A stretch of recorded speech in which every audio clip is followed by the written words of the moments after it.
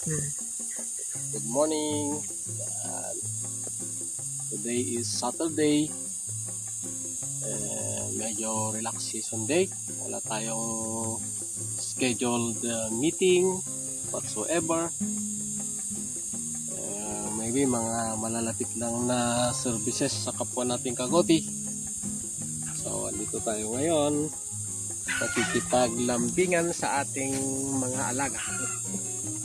Yan ang mag-ina natin. Si Nika and ang kanyang daughter na si Betchay. Yan.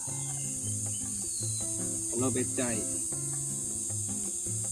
Ito tayo yung mga alaga natin na ganito. Kasi kailangan nating maging malambing din sa alaga natin para hindi sila mailap.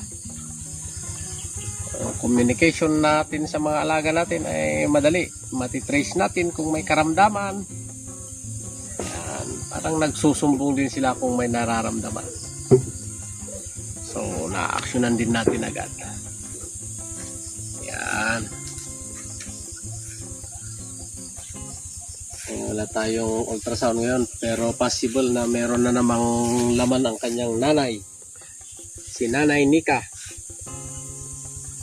Medyo may skin allergy pero di natin pwedeng ivermectin, baka may laman nga.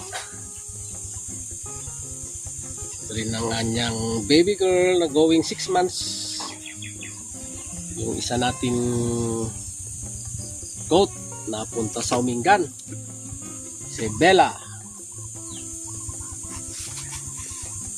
Yung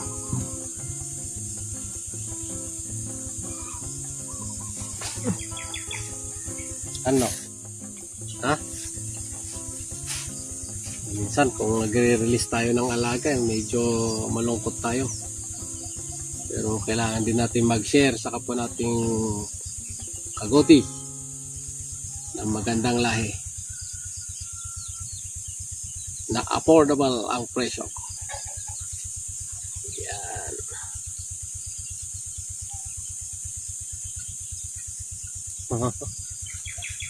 Happy farming!